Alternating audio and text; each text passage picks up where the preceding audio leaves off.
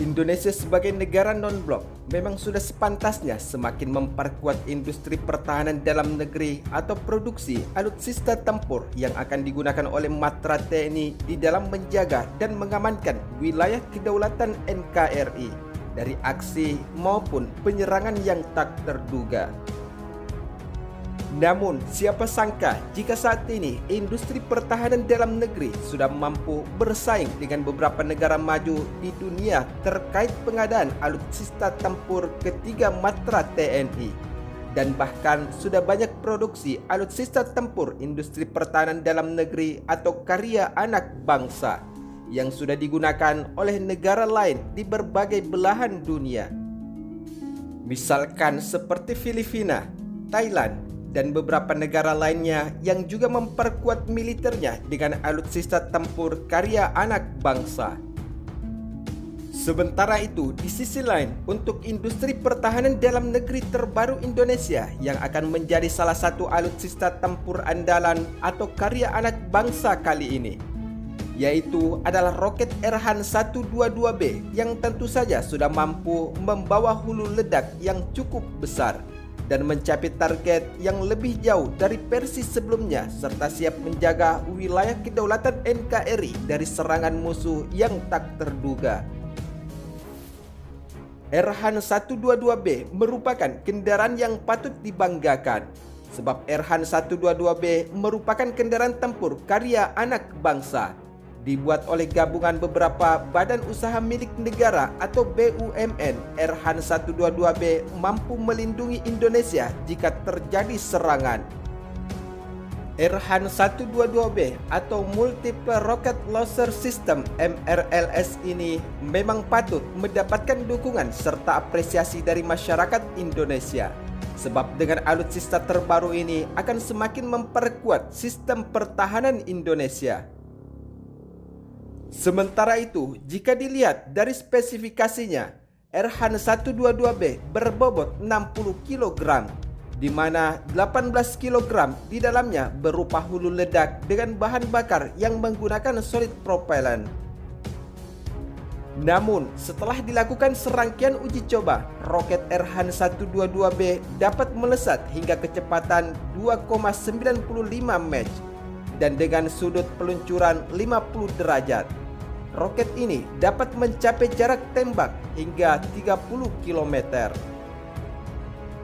Sementara itu, berdasarkan sumber media informasi terkait, selain roket Erhan 122B yang telah berhasil diproduksi oleh industri pertahanan Indonesia, Lembaga Penerbangan Antariksa Nasional atau LAPAN telah kembali uji coba peluncuran rudal RX-4505 yang memiliki jangkauan lebih jauh dari perkiraan, dan rudal 2 tingkat lapis ini ditargetkan dapat mengudara pada tahun 2025 mendatang.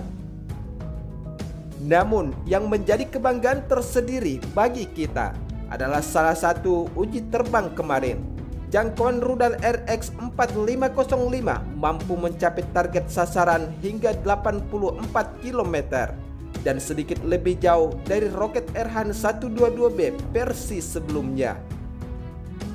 Sementara itu, menurut lansiran sumber media informasi terkait lainnya, adapun rudal RX-4505 ini adalah merupakan bagian prioritas riset nasional atau PRN tahun 2020-2024 dengan rudal 2 tingkat yang tujuan akhirnya bisa mencapai ketinggian lebih dari 200 km dengan jarak tempuh target sasaran sejauh lebih dari 100 km. Namun, adapun karya anak bangsa yang saat ini telah menjadi salah satu alutsista tempur militer yang turut memperkuat TNI, yaitu adalah rudal Merapi yang telah dibangun sejak tahun 2018 dari hasil kerjasama antara Dinas Penelitian dan Pengembangan Angkatan Darat serta Pusat Riset Kirnov Universitas Ahmad Dahlan yang telah memasuki tahap uji tembak menggunakan peluncur dari tabung yang nantinya akan menjadi rudal dan dapat dipanggul untuk sasaran pesawat jet tempur musuh. Adapun uji tembak rudal Merapi ini telah dilaksanakan pada 5 hingga 6 November 2020 lalu di lapangan tembak ARW Van Reng, Lumajang, Jawa Timur. Sementara itu, dalam tahap uji coba peluncuran, rudal sukses membuka sirip-siripnya setelah keluar dari tabung peluncur dan selanjutnya menuju target sasaran.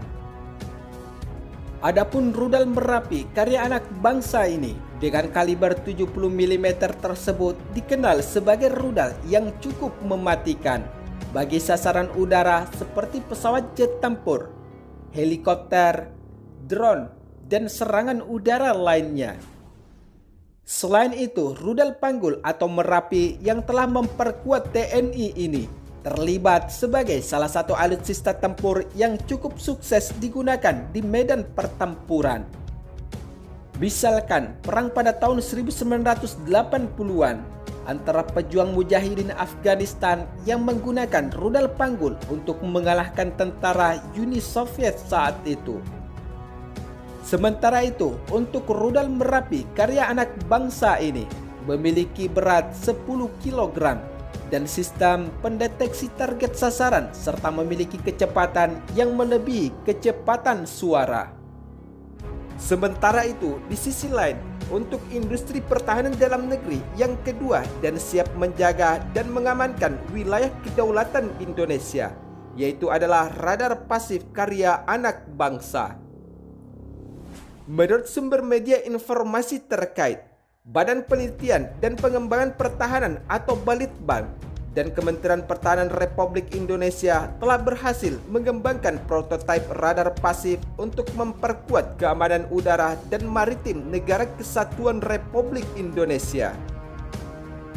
Radar pasif atau perangkat elektronik buatan Indonesia tersebut berfungsi untuk mendeteksi target sasaran dengan memanfaatkan gelombang elektromagnetik yang dipancarkan oleh target itu sendiri dan menjadi salah satu kebutuhan TNI Angkatan Udara Indonesia.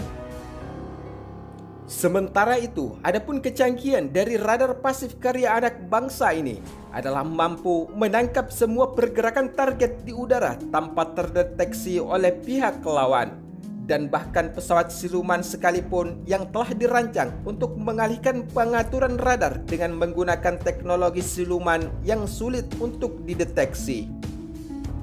Selain radar pasif, tentunya saat ini industri pertahanan dalam negeri atau PT PAL Persero Indonesia juga menjadi salah satu industri unggulan Indonesia yang mampu mendesain hingga membuat kapal perang yang juga telah diminati dengan berbagai negara di dunia. Misalkan saja salah satu produksi alutsista tempur atau kapal perang yang telah berhasil dibuat oleh industri galangan perkapalan PT PAL Indonesia dengan berbagai jenis. Adapun produksi alutsista kapal perang Indonesia ini tentunya tidak hanya diminati dan digunakan oleh TNI Angkatan Laut. Produk kapal perang dari PT PAL juga mulai digemari berbagai negara di dunia. Misalkan saja seperti Filipina yang juga menggunakan kapal perang buatan PT PAL Indonesia. Dan bukan hanya itu saja, sebab saat ini Malaysia dan Uni Emirat Arab juga tengah melakukan finalisasi desain untuk memesan kapal perang yang sama dari PT PAL Indonesia.